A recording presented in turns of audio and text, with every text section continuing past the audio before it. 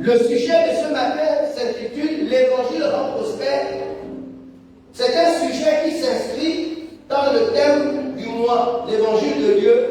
Et ce thème du mois sera enseigné pendant 3 mois, donc c'est un trimestre. L'Évangile de Dieu.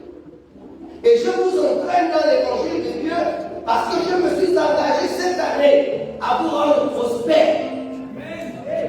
Si d'ici décembre, vous n'êtes pas prospère, j'ai échoué.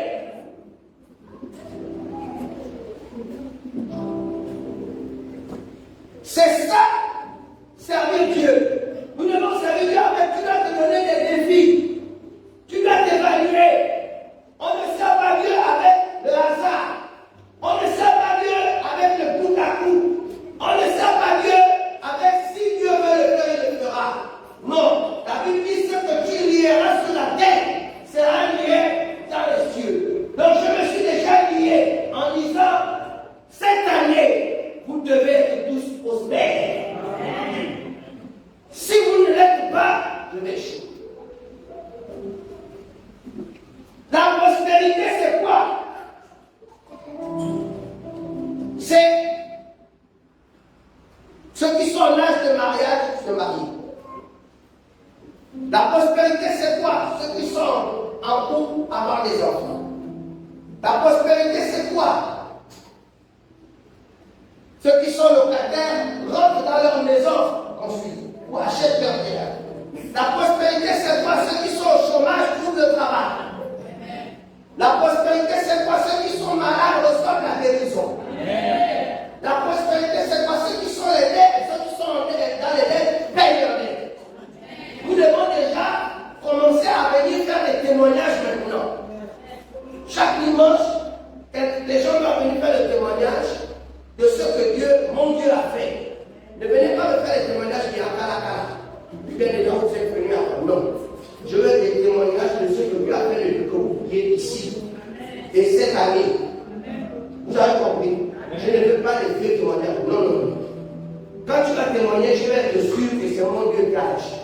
Que la révérence s'en dit, moi j'ai prié, ou le révérend il va prier, et puis Dieu a fait. J'ai prêché, et Dieu a fait. C'est ce que je veux comme témoignage. Comprenez-moi bien. Je ne veux pas les témoignages fabriqués. Et je ne veux pas les témoignages si oui, je ne vais pas faire tout cela. Tu as appelé un homme de Dieu du Nigeria, il a appelé comment tu ne peux pas témoigner ça ici. Donc, comprenons-nous bien. Amen. Parce que quelle est la preuve que c'est le Dieu de cette maison qui a fait? C'est ton pasteur du Nigeria et son Dieu qui a fait. Donc, va témoigner chez vous. Tu prends l'avion, tu vas au Nigeria. Hein? Ne faites pas le désordre. Ne mélangez pas. Amen. Je suis ici pour vous prouver que Dieu est ici comme il est au Nigeria. Donc s'il ne peut pas faire ici, ne viens pas mentir. Parce que si tu viens témoigner ici, tu viens nous faire mentir. Va au Nigeria, tu vas l'homme de Dieu et tu témoignes. Que tu t'avais appelé, tu t'avais parlé. Je ne suis pas contre ça. Mais ne venez pas ici avec le témoignage des pasteurs du Congo.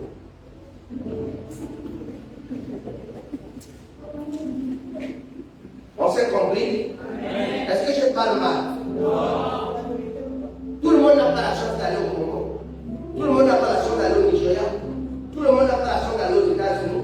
Les gens ont besoin de savoir que Dieu est à côté, il est ici. Mais pour qu'ils le sachent, il faut que ce soit vous qui vivez ici, qui témoignez. Quelle est la preuve que Dieu est dans cette maison si Dieu de cette maison ne fait rien? Mais que tu sois obligé d'appeler un pasteur des États-Unis. Est-ce que vous comprenez mon message? Voilà. L'évangile rend prospère. Le texte de base, c'est Ésaïe 54, verset 13.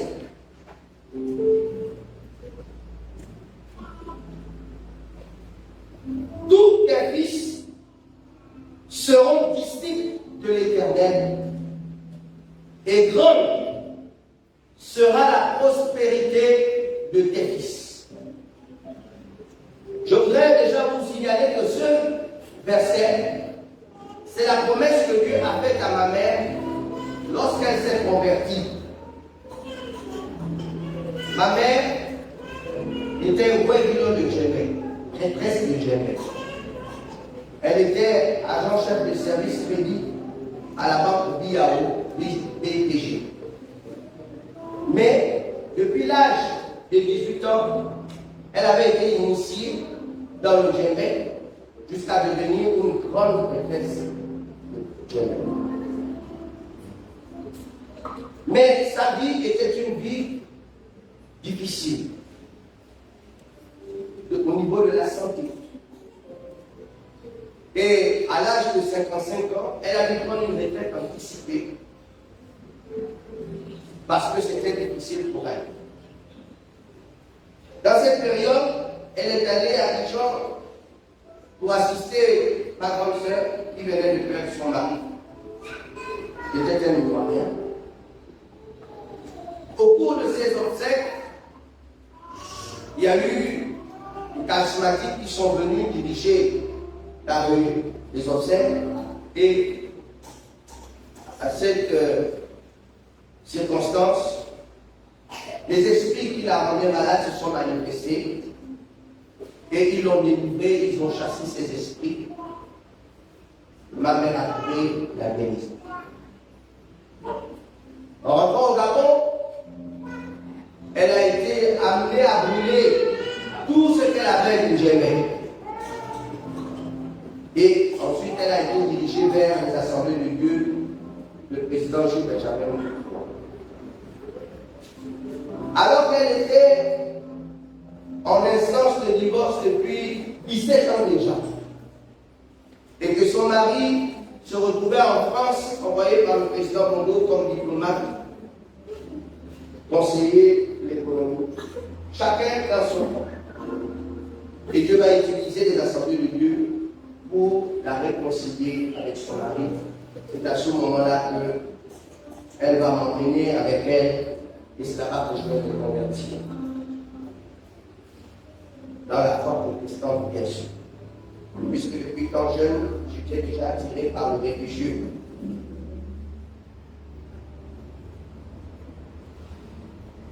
Mais pendant qu'elle priait et se convertissait, elle a commencé à pleurer et demander à Dieu, j'étais perdu. Je viens de découvrir la vérité. Calvin Baptiste de Besse. C'est à ce moment que Dieu lui a donné ce texte. Et c'est lié avec la vie que j'ai menée. Certainement que mes enfants sont maudits. Et Dieu va lui dire, tous tes fils seront mes disciples. Et grande sera leur postérité. Et à chaque fois que ma mère est là aujourd'hui, 85 ans, quand elle prie, elle rappelle toujours ce texte. Elle n'oublie jamais ce texte. Elle dit toujours, tu m'as dit. Mais ce texte, je viens de le comprendre comme jamais. Je l'ai appelé récemment, je lui ai expliqué. Et c'est ce que je vais vous expliquer. Ce texte, à moi, nous donne deux clés. La première clé, tous tes fils seront disciples de l'Éternel. C'est la première clé. La première clé, c'est de faire des enfants de ma mère d'abord. Donc, c'est d'abord, ils ne seront pas prospères parce qu'ils sont les fils de ma mère. Ils seront prospères parce que les fils de ma mère sont d'abord devenus disciples de l'Éternel.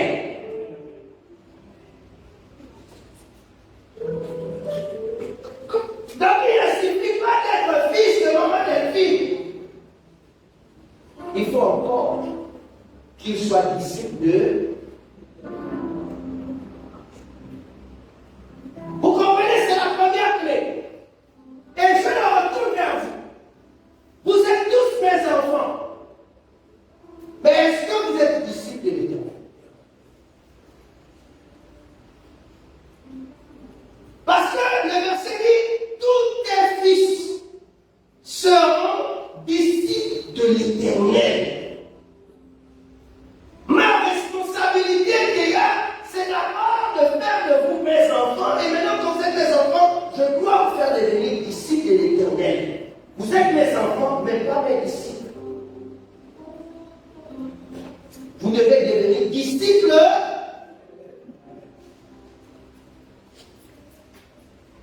Deuxième clé. Et. Le verset dit et. Quand on dit et, on veut dire relation de cause à effet. Parce que la première chose est, alors elle va produire la deuxième chose. C'est ça. Si la première chose n'est pas, la deuxième ne se fera pas. C'est pourquoi on dit et. Tous tes fils seront disciples de l'Éternel. Il n'y a pas de et sans qu'il y ait d'abord que tous les fils deviennent disciples de. Est-ce que vous me comprenez? Amen. Est-ce que vous comprenez? Amen. L'alliance, c'est avec maman Delphine. Dieu fait l'alliance avec maman Delphine. Et Dieu dit à maman Delphine, tes fils. Donc déjà, le premier combat, c'est de devenir fils de maman Delphine. Vous devenez tous fils de maman Delphine en devenant mes fils. Est-ce que vous comprenez ça? Amen. Hein? Amen. Déjà, ta première fille s'appelle comment? Rebecca, elle a des enfants. Le premier s'appelle comment? Jade. Jade aîné est ton fils. Parce que c'est le fils de Rebecca qui est ta fille. Est-ce que vous comprenez? Jade aîné est le fils de Léa. Parce que si elle n'avait pas mis au monde Rebecca n'aurait pas mis au monde Jade. Donc quand Dieu dit tous tes fils, ça veut dire que Dieu pense à Rebecca, aux enfants de Dieu. Ils sont les enfants de Dieu. C'est pourquoi je dis, moi je suis le fils de maman, et vous, vous êtes mère. Ça veut dire que la promesse que Dieu a faite à maman Delphine, c'est votre pro.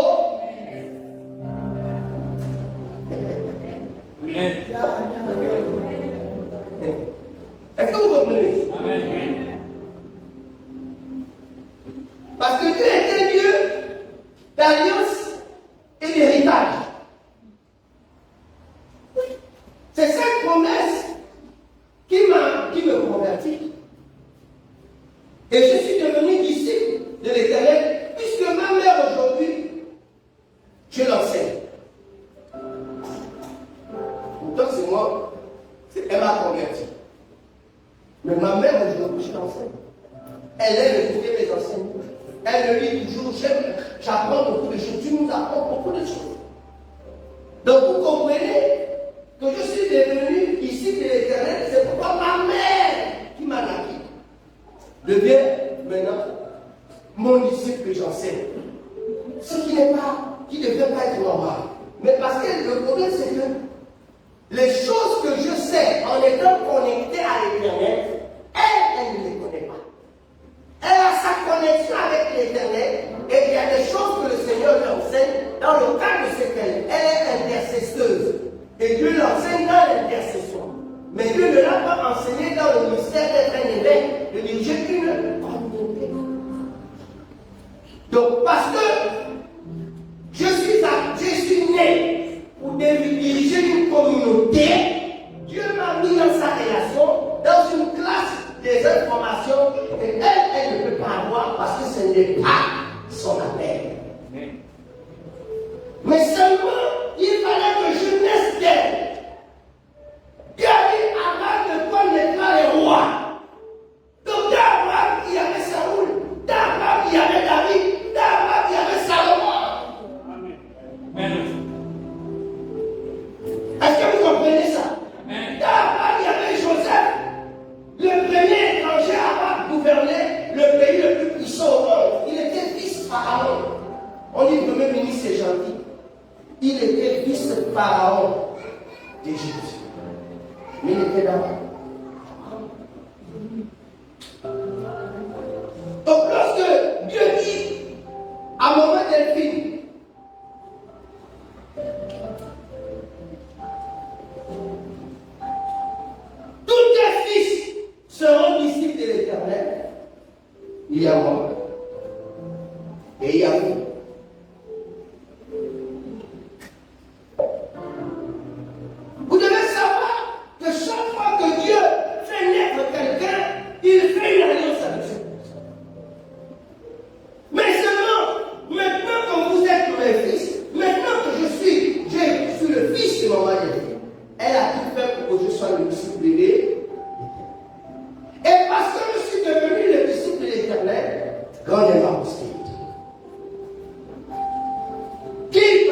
peux douter de ma prospérité. De sorte que certains parmi vous, si on vous contacte pour vous dire que bon, l'évêque, il faut faire ceci, il faut faire cela, la première réaction que vous avez, c'est mais il est riche, il a beaucoup d'argent, pour nous demander. Quoi qu'en réalité, on ne donne pas à quelqu'un parce qu'il a pauvre, parce qu'il est pauvre. Surtout pour les hommes de Dieu. N'attendez pas qu'un homme de Dieu soit pauvre pour lui donner de manière miséricordieuse. On ne donne pas à un homme de Dieu parce qu'il est pauvre. Si un homme de Dieu est pauvre, il ne faut pas donner pour sa pauvreté. Il faut donner parce qu'il est homme de Dieu et que parce que par ton donner, tu fais un échange de la grâce qui est sur lui. Lorsque tu donnes, tu manifestes ton besoin et ta soumission. Il est plus grand que toi. Parce que ce n'est pas ton argent qui fait de toi le plus grand. C'est la présence de Dieu dans sa vie qui fait de lui le plus grand. Maintenant, qu'il ait une voiture ou pas, ce n'est pas ce qui fait de toi le plus grand. Qu'il ait une maison ou pas, ce n'est pas toi ce qui fait de toi plus grand que l'homme de Dieu. L'homme de Dieu n'est pas grand parce qu'il possède une maison, une voiture. Non, ou qu'il ait un compte en banque rempli d'argent. Ce n'est pas ça qui fait la grandeur d'un homme. Ce qui fait la grandeur d'un homme, c'est Dieu. Oh! Attends bien. Est-ce que vous avez expliqué ce que je veux dire? C'est qui fait la grandeur d'un homme? C'est Dieu. C'est pourquoi vous dites homme. Donc c'est le Dieu qui est avec lui que vous recherchez. C'est pourquoi même s'il est aussi riche que votre papa, donnez parce que vous voulez la grâce qui est sur lui. Ne dites pas, il en a suffisamment.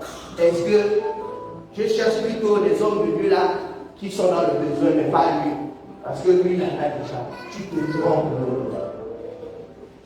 Parce que ce n'est pas comme ça que ça se passe. Tu passes à côté de la grâce. Parce que tu juges à l'apparence. Et tu te dis, Dieu me fera grâce si j'aide le pauvre. Mais pas le riche. Au contraire, le riche, il est riche parce qu'il a un esprit de richesse. Attends le Seigneur. Attends le Seigneur. Regardez l'histoire des riches qui ne se marient qu'entre eux. C'est pour garder l'esprit de richesse. Ils ne se donnent qu'entre eux. C'est pour garder l'esprit de richesse. La banque, quand tu vas prêter de l'argent à la banque, normalement ce serait parce que tu n'as pas. Mais la banque, avant de te prêter, peut s'assurer que tu as. Oui ou non? La banque ne prête pas à quelqu'un qui n'a pas. Donc, il ne faut pas être pauvre pour que la banque te donne de l'argent. C'est une aberration, hein? Et n'est-ce pas? Normalement, il devrait donner aux pauvres. Non. Une banque ne prête pas aux pauvres. Même quand on dit que ça, c'est les petites banques pour prêter aux petits machins, on cherche toujours, tu as quoi? Et Jésus l'a dit, on donnera à celui qui a, et celui qui n'a pas, on donnera. Donc arrêtez de faire les pauvres. Et arrêtez de chercher à donner aux pauvres. Parce qu'il y a la loi de l'échange. Ce que tu donnes à quelqu'un, il te donnera ce qu'il a. Il a d'abord quoi? Non, il a quand même la pauvreté. On donnera à celui qui a. Il a la pauvreté, il a. C'est pas un acquis. C'est un acquis, il est quand même riche de pauvreté.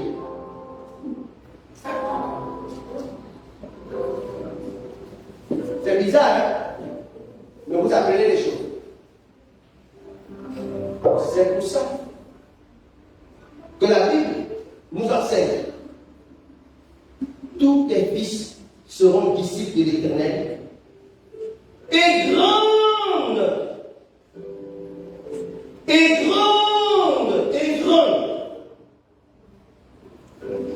sera la prospérité de tes fils.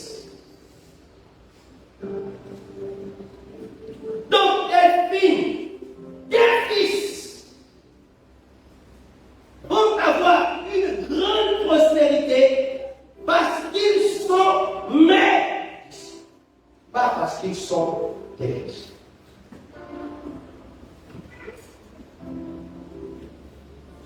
Est-ce que vous avez compris? Mais, parce qu'ils sont des fils,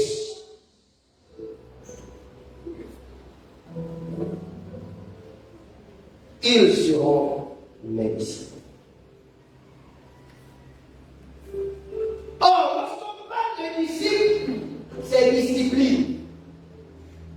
C'est quelqu'un qui apprend à devenir.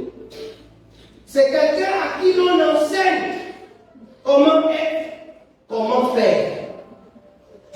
Mais si, regardez-moi, si vous vous levez là, vous allez voir l'église est pleine. Mais mercredi, l'église est vide. Or, c'est le mercredi qu'on fabrique les disciples. Donc, si vous n'êtes pas disciple, vous ne serez pas disciple. Pour que vous soyez disciple, il faut que vous soyez arrêté. Il faut que je vous enseigne. Si je ne vous enseigne pas, mon fils était tout à l'heure au avec moi, je l'ai appelé. Je lui ai enseigné les principes. Je lui ai dit ça. Ça, oui, tu appliques ça. S'il vient y faire, il est mon disciple. En fait, il est le disciple de Christ. Qu'est-ce que je suis en train de faire? Je m'arrange à faire de lui quelqu'un qui va avoir une grande peau. J'aime corriger. Si tu me fuis parce que j'aime te corriger, tu ne seras pas disciple de l'Éternel. Et si tu n'es pas disciple de l'Éternel, tu ne seras pas prospère. Si tu veux être prospère et avoir une grande prospérité, accepte que je fasse pour toi le disciple de l'Éternel. Quand on parle de disciple, on entend discipline. Mais vous êtes parents. On faut discipliner l'enfant. C'est pas ça. On discipline l'enfant comment? Vous l'enseignez, vous le corrigez, vous l'exhortez, vous lui montrez l'exemple. C'est pas ça. Vous rentrez dans sa chambre, je n'aime pas une chambre des hommes. Tu commences à montrer. Tu dis voilà, tu arranges le lit. Tu vois comment j'ai fait le lit? Oui. Bon, ensuite, tu vois, tu arranges ton placard comme ça. Tu vois comment je fais? Oui. Tu montes. Tu en prends même dans le balai. Voilà, tu vois comment je balai? Oui. Bon. Le lendemain, fais maintenant. Tu es en train de dire. Fais! Et tu vois, il arrange. Je ne sais pas comme ça. Tu dois dire comment j'arrange. Arrange ça. Tu es en train de discipliner. Mais vous, c'est pas ce que vous voulez. Lui, il est homme de Dieu et il veut venir me gronder, c'est ma vie. Tu veux devenir prospère? Laisse-moi venir te gronder. Non, je ne peux pas inviter les gens chez moi. Il vient, il va commander chez moi. On ne me commande pas chez moi. C'est ton problème. Je te dis, toi, tu m'invites chez toi quand? Et je vais t'inviter. Tu dis tout le lot. Moi, je vais l'inviter. Mais ça, c'est pour venir. Il va commencer à dire ça. Il va venir dire ça. Il va venir comme ça, c'est chez lui. Mais c'est chez moi puisque tu es mon enfant. Chez moi, c'est chez ma mère. Oh. Vous êtes sûr que ma mère est chez moi, c'est pas chez elle. Elle est dit, de venir dire que c'est comme ça, c'est pas comme ça, c'est comme ça, c'est pas comme ça. Amen. C'est pas ça.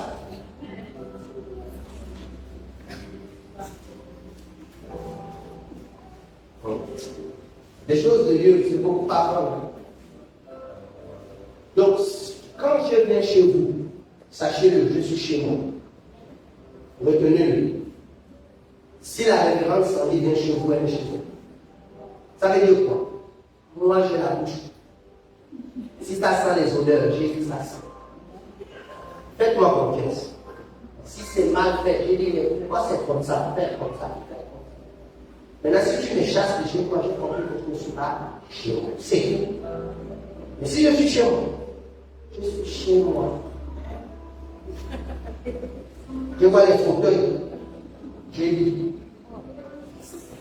si tu ne peux pas à manger, que je n'ai pas apprécié, je t'ai dit, je ne sais pas garder ma bouche. D'ailleurs, c'est ce que j'aime maintenant, je t'ai fait à manger. Parce que je veux voir qu'est-ce que mon fils mange chez moi. Maintenant, tu dis, non, prépare. Non, on s'est appelé le Rubiga. Non, le Rubiga, c'est chez moi. Prépare.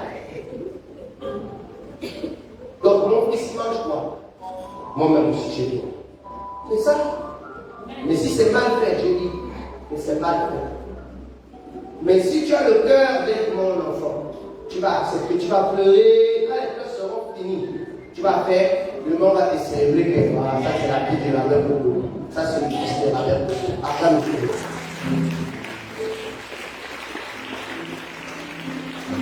Donc la prospérité passe par la discipline. Si vous n'êtes pas discipliné, vous ne pouvez pas être prospère. Tous ceux qui sont prospères, c'est des personnes disciplinées.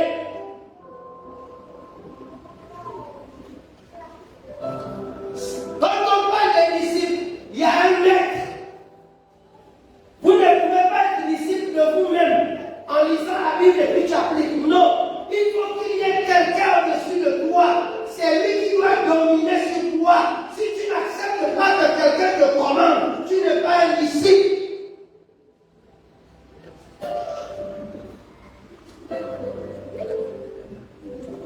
Quand tu fais ce que tu veux, comme tu veux, quand tu veux, tu n'es pas un disciple et ne t'attends pas à être prospère. Mais dès lors que tu t'es donné, c'est pourquoi vous dites que mon Seigneur François Abenkogo, mon Seigneur, il y a mon et il y a Seigneur. Ça veut dire que je suis ton Seigneur. Donc, à partir de cet instant-là, j'ai le droit de te commander. Un Seigneur, c'est un propriétaire. Il est propriétaire d'une terre qu'on appelle la seigneurie. Et dans cette seigneurie, il y a des plantations, c'est pour lui. Il y a des fermes, il y a des ouvriers, des ouvrières, c'est pour lui. Il y a des gardes, c'est pour lui. Tous ceux qui vivent dans cette seigneurie, c'est pour lui.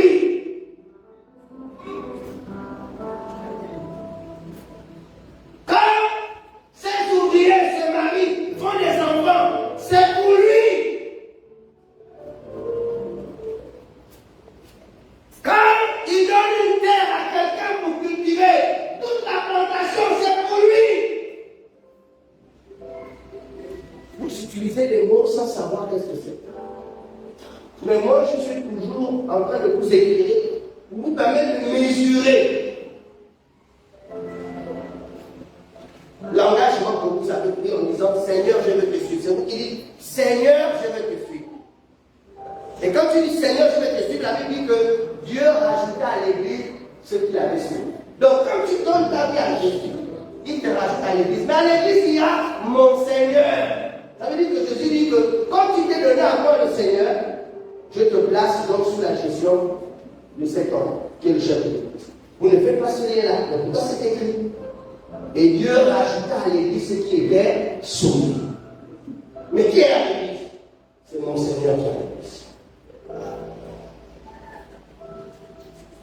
Donc, à partir de cet instant-là, tu rentres dans la prospérité.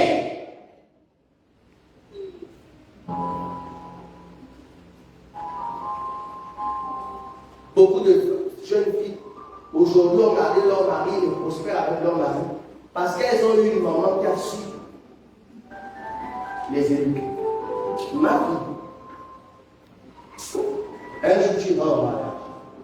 Un mari c'est comme ça, un homme c'est comme ça. Même quand elle voit, la fille voit l'injustice de son père vers sa mère, ou quelque chose, c'est la mère qui dit ma fille, ça ne te regarde pas. Ce que ton père me fait, ça ne te regarde pas. Les enfants ne mettent pas leur bouche.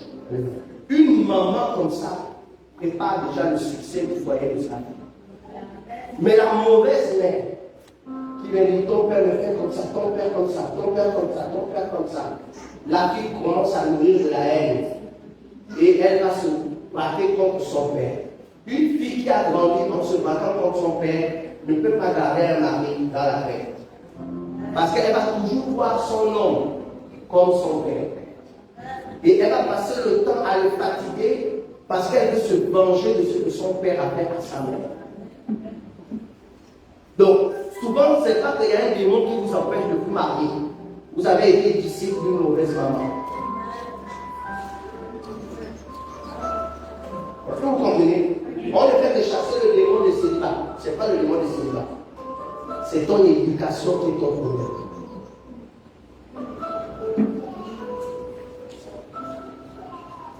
c'est ton caractère, ta mentalité. Tu as trop vu. Ta mère n'a rien caché. Que le vrai maman est caché tout. Vous verrez aussi que la vie, elle passera le temps à cacher son âme. Le problème a quand même fait.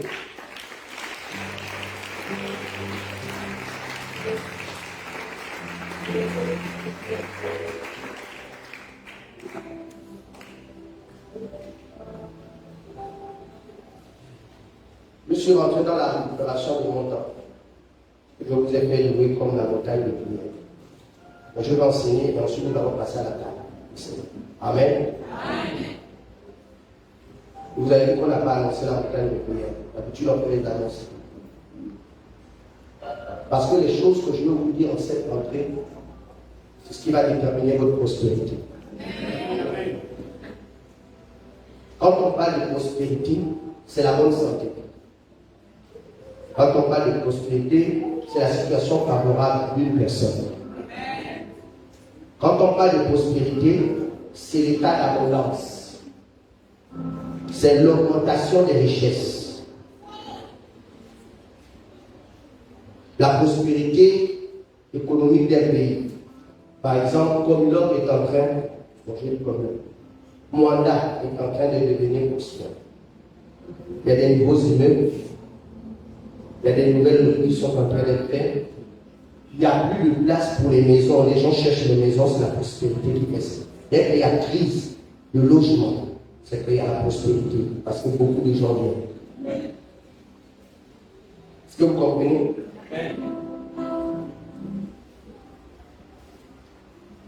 Nous avons compris que la prospérité commence d'abord par une alliance avec une personne. Et dans cette alliance, il y a une promesse. Il faut donc devenir enfant de cette personne et obtenir sa promesse. Dans une promesse, il y a toujours une condition. Dieu dit, je vais faire ceci à condition que tu fasses cela. Tout ce qui vous apprenne à prier, sans vous parler de la condition de Dieu, vous amène à l'échec de la prière. Toute prière, pour qu'elle soit exaucée, a une condition. Et tu dois toujours connaître cette condition et la remplir. Ne priez pas sans être sûr de faire un vœu. Seigneur, si tu me donnes l'enfant, je te le prêterai toute sa vie. Mais quand Anne fait cette prière, Dieu est dans le besoin d'un enfant. Il ne veut plus des fils d'Élie. Mais Élie est vieux. Donc Anne rencontre le besoin de Dieu. C'est à ce moment que Dieu utilise la bouche d'Élie pour parler sur elle. Elle tombe enceinte de son mari Elkanah. 5 ans après, elle vient donner l'enfant pour nous. Que Élie lui-même ne savait même pas. Puisqu'il savait que ses fils étaient rejetés, il ne sait pas comment le trône qui va garder. Mais Dieu avait déjà préparé le plan. 5 ans plus tard, Anne arrive. Elle dit, mon Seigneur, je suis la dame qui, il y a quelques années, priait devant l'autel. Et c'est pour cet enfant que j'arrive. Je viens le prêter toute sa vie à Dieu. Et il prend l'enfant de 5 ans. Elle amène l'enfant avec des offrandes, des sacrifices de bœuf et même des vêtements. Chaque année, Anne faisait l'entretien de l'enfant. Ce n'était même pas Élie. C'était Anne qui créait les besoins, les moyens. Vous ne pouvez pas donner un enfant à l'homme de Dieu pour qu'il l'élève et puis vous le laissez en charge. Non, vous devez prendre ça en charge.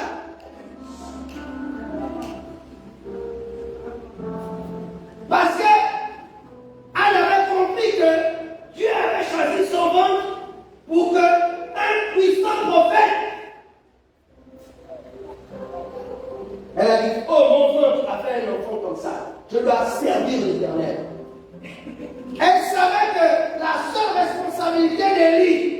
c'était de transférer le sacerdoce. La Bible dit que quand elle a fait ça, Dieu a visité le ventre de Anne. Elle a commencé à faire maintenant des enfants pour son mari, Elkanah. Quand vous commencez à donner à Dieu, Dieu ensuite va commencer à donner pour vous. Parce que son fils est devenu disciple de l'Éternel. Ils sont rentrés dans la grande prospérité. Chaque fois que vous refusez, si Dieu te dit, donne-moi le micro là, dès qu'il t'a dit ça, même en rêve, si tu te vis en rêve, donner quelque chose à l'église ou à l'homme de Dieu, sachez que Dieu s'est acquis la chose dès ce moment-là. Maintenant, si tu ne donnes pas, le micro commence à déconner. Tu as toutes les pannes du monde. Tu amènes le micro en réparation. Le médecin du micro dit, mais le micro là, il n'y a rien. Il dit, mais ça ne marche pas. Chaque fois qu'on fait. Parce qu'il y a déjà la consécration de Dieu. Chaque fois que tu as refusé de te soumettre à quelque chose que tu as ressenti, parce que tu te dis, mais si je donne moins, il reste pour moi. À cet instant-là, sache que la chose-là va te créer tous les problèmes.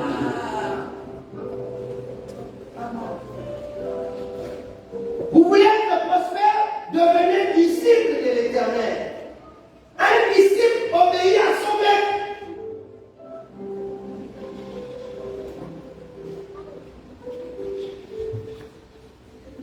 Je prie un Dieu vivant.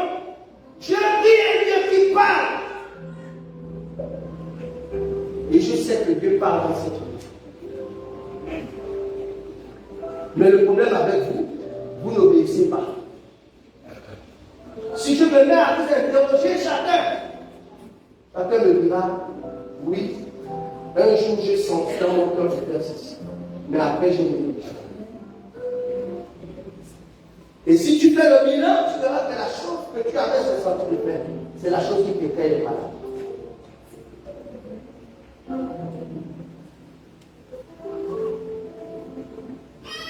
Vous devez le savoir.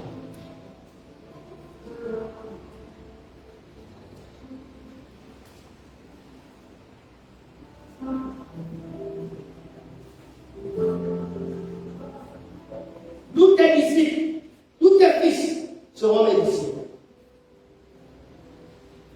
Comment devenir ton disciple? C'est en effet ma responsabilité de faire de vous mes fils, mes filles, que vous soyez disciples de l'Éternel. Mais, Éternel, ici, le nom éternel, vous voyez Dieu, mais avec Dieu,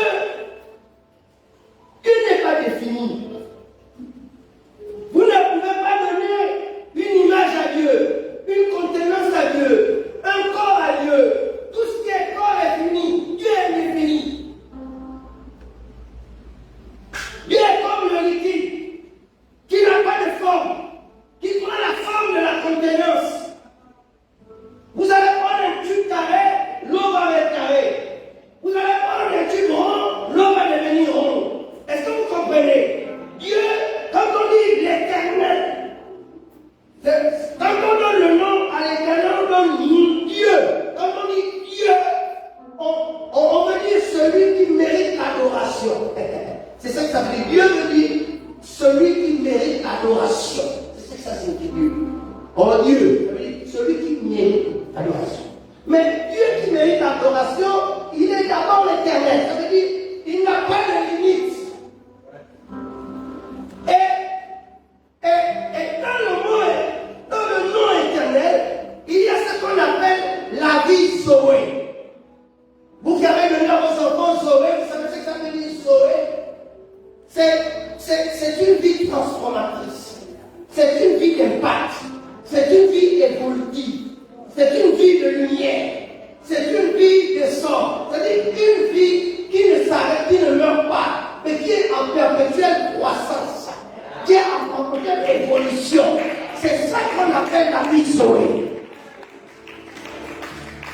Jésus va dire dans le livre de Jean, chapitre 17, Jean chapitre 17, au verset 2, au verset 3. Jean chapitre 17, au verset 3. Jean 17, verset 3. Voilà. Or, la vie éternelle, c'est qu'ils te connaissent, toi, le seul vrai Dieu, et celui que tu as envoyé, Jésus-Christ. L'évangile, c'est de transmettre la vie éternelle. Mais la vie éternelle, c'est que celui qui écoute l'évangile est en train de découvrir par l'évangile Dieu. C'est qu'ils te connaissent, toi, le seul vrai Dieu, et celui que tu as envoyé, Jésus-Christ. L'évangile t'annonce qu'il faut te réconcilier avec Dieu en acceptant Jésus comme Seigneur et Sauveur.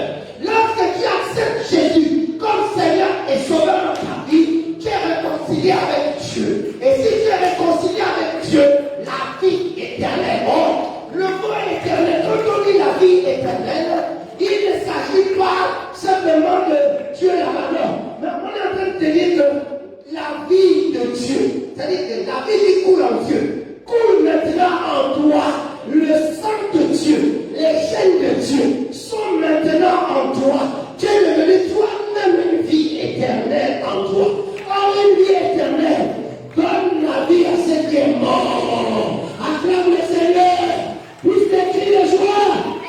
Alléluia. Alléluia.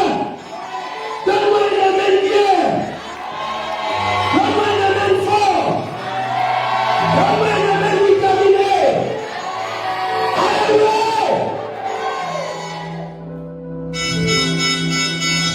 Nous parlons de l'évangile de Dieu.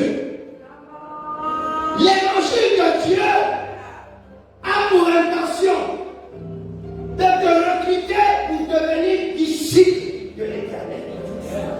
Donc, quand on dit disciple de l'Éternel, ce n'est pas simplement que tu deviens l'élève d'une classe de l'Éternel.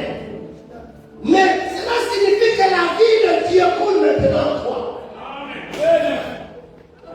Écoutez-moi bien. Je suis resté choqué ce week-end en lisant quelques textes. D'ailleurs, Dieu dit à Moïse, quand tu as les mains, Moïse dit, j'ai une flèche.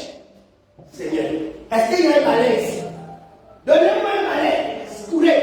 Donnez-moi un balai. Donnez-moi un balai. Rapidement, en moi. Donnez-moi un balai.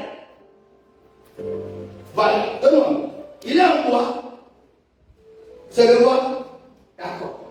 Voilà un balai, c'est le bois. C'est mort. Touche. C'est mort, c'est mort. Dieu demande à Moïse, tu as quoi dans les mains? Il dit, j'ai une verge, donc un bois mort. Dieu lui dit, j'ai. Le bois devient serpent. Quel livre? Quelque chose de mort.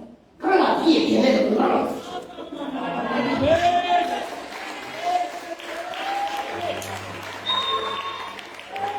C'est-à-dire que je ne sais pas pourquoi ce matin, quelle que soit la mort de la chose, je ne sais pas pour toi ce matin, quelle est la situation qui est caillou. Je suis resté choqué. Dieu lit comme ça, il tape le rocher, l'eau sort du mur. Oh non, non, comment l'eau peut sortir du mur? J'ai compris que quel que soit ce qui est dur dans ma vie, je sais qu'on doit sortir à quelque chose.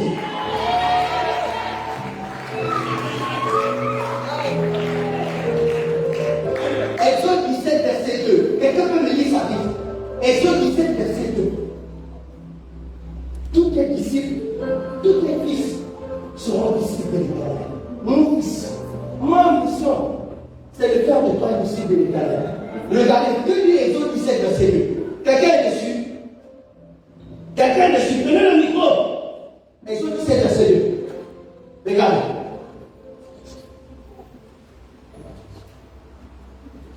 Attendez. Je vais vous donner la bonne référence. Il suffit, attendez. Ne vous inquiétez pas.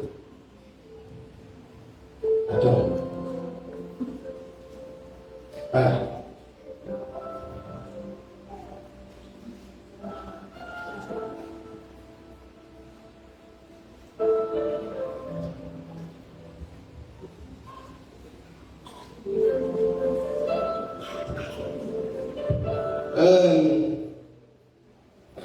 Corinthiens 10. Voilà.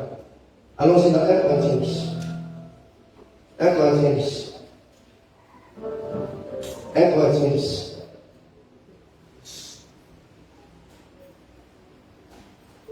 Voilà. Le verset 4. Ensuite, Exode 17, verset 6. J'étais bien dans Exode 17, mais c'est le verset 6. Donc, lisez d'abord 1 Corinthiens 10, verset 4. Ensuite, lisez Exode 17, verset 6. Quelqu'un peut lire? Donnez-moi le micro. Donnez le micro. Rapidement. Donnez à toi à moi.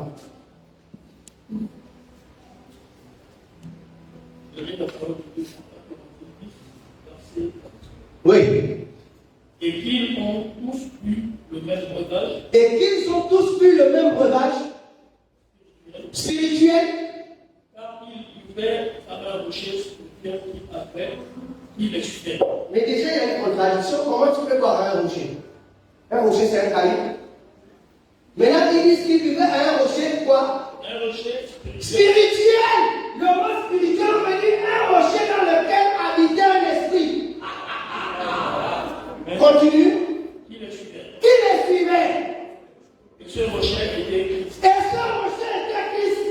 Voilà le rocher. Voilà pourquoi. Regardez bien la couleur des carreaux. Regardez la couleur des carreaux. J'ai choisi ça exprès pour que ça donne la forme des rochers. C'était pour vous dire. Il y a un esprit avec nous. Et c'est Christ. Il n'y a pas d'église sans un esprit. Cessez de croire que votre tel est saint. Et c'est pour donner la vie à ce rocher. Exode 17, verset 6. Regardez. Exode 17, verset 6. Exode 17, verset 6. Oui. Voici, je me tiendrai devant toi sur le rocher. Ah! Dieu dit à Moïse, je me tiendrai devant toi sur le révérend Sandy. Les portes que tu as dans l'église, ce sont des rochers. Mais Dieu te dit, je me tiendrai devant toi sur eux. Aïe, aïe, aïe, continue.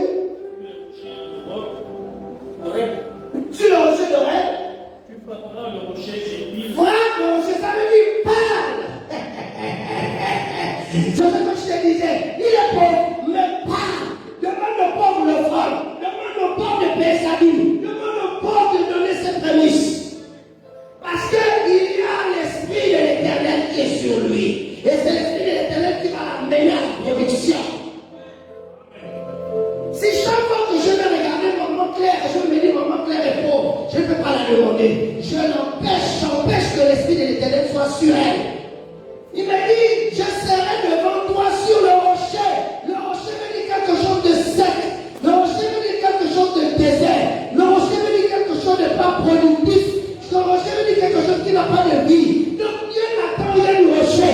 Mais il dit, je me tiendrai devant toi sur le rocher. Et frappe le rocher. Frappe le rocher. Et qu'est-ce qui va se passer? Et il en sortira de l'eau et le peuple boire.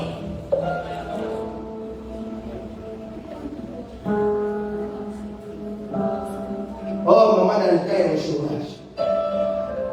Je ne peux rien lui demander. C'est faux, tu as menti. C'est même là où je vais te dire que donne-moi.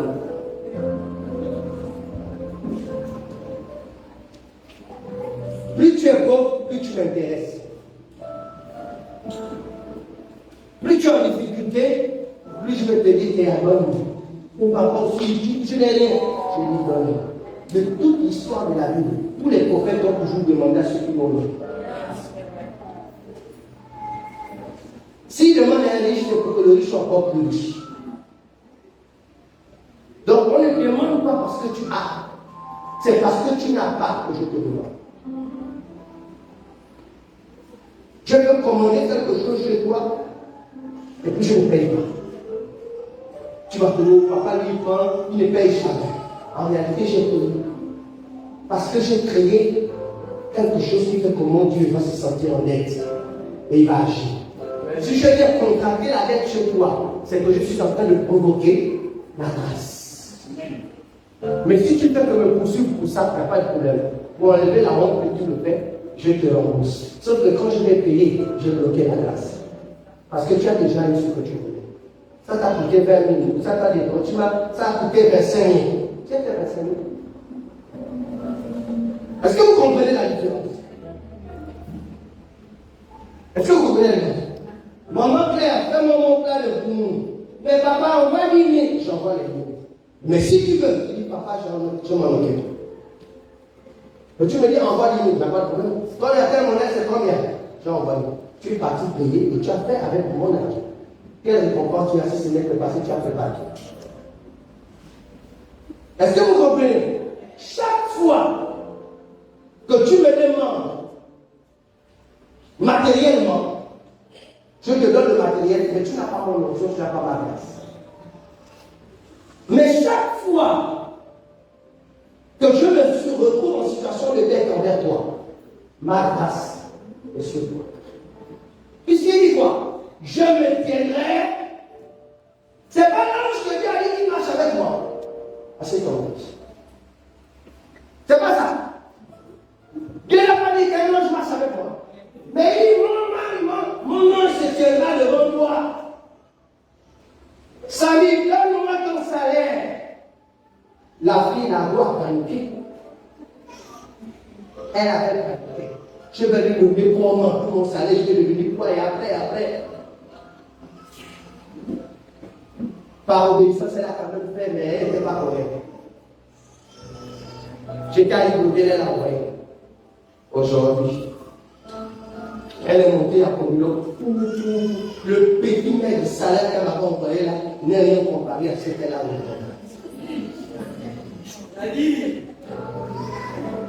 Mais je ne peux pas vous dire le montant, je vais vous dire le montant.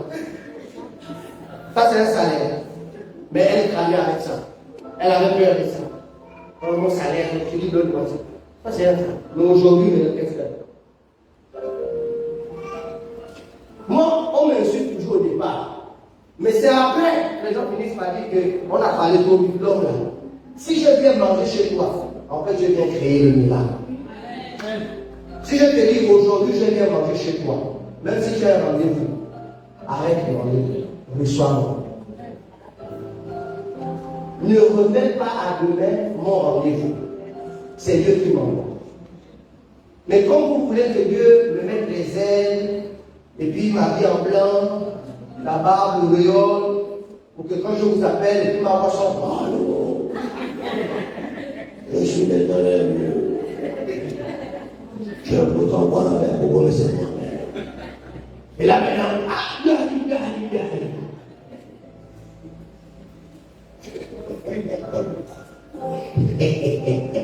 c'est ça que vous voulez? Vous savez le théâtre. L'homme, il est influencé de passer que le voix. S'il n'a pas vu, il n'a pas entendu. Non. Il veut toujours que Dieu le rôle. Et puis il y a des grands comédiens qui sentent ça. Donc ils font. Bon, enfant. C'est lui-même qui fait la voix.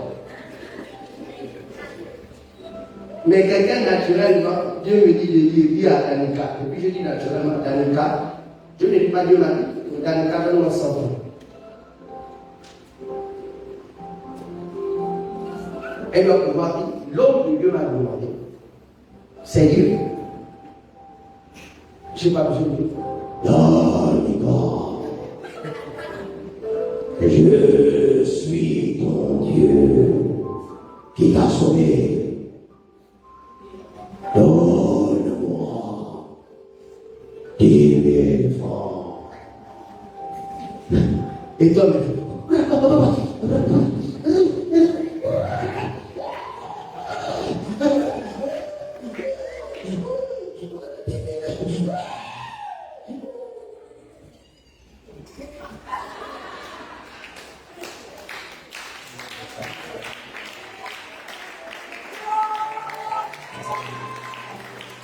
Laissez le théâtre.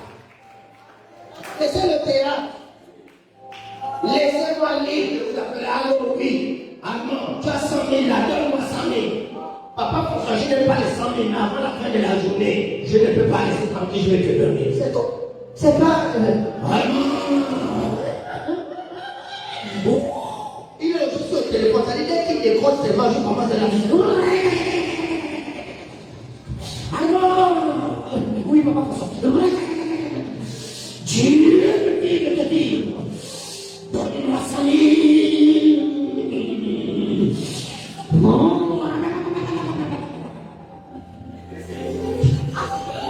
Pierre. Je te dis, papa, c'était plus lui, je te dis. Est-ce que c'est normal? Est-ce que ça c'est bien? Ça c'est de la manipulation. Ça c'est manipuler les gens. On doit pouvoir être en tranquillité que ça c'est l'homme de Dieu, c'est le père. Qui dit à l'homme de l'ensemble, c'est pas une mendicité, c'est son droit et puis c'est une bénédiction. Ça ne peut pas devenir les mendiants alors. Non. Tout est ici, tous tes fils seront mais ici. Et grande sera leur peau. Donc la prospérité vient du fait que tu es disciple. Or, disciple signifie qu'en tant que fils, moi, en tant que ton père, je suis libre, je n'ai pas honte de t'appeler. Si je veux changer ma télévision, je ne sais pas dire, allô mon fils, je veux changer ma télévision. Prends-moi une télévision smart. Où est le problème là-dedans? Tu es d'abord mon fils. Maintenant, si tu le fais, je te fais devenir fils. Est-ce que vous comprenez? Mon fils, je n'ai plus de courant. Pourtant, j'ai l'argent. Je peux payer le courant. Mais je me dis non, je ne dépense pas l'argent. Je vais donner l'opportunité à quelqu'un. Alors il m'a dit, oui papa, bon, voilà le code. Mais là, tu mets moi, chez moi, c'est 100 000 francs le mois. Et même moi-même, c'est les 2 000, c'est les 3 000. Maintenant, lui, il est dans les 100 000, c'est moi qui lui ai demandé de mettre les climatiseurs. Donc il vit sa vie là, c'est sur mon dos. Seigneur Jésus.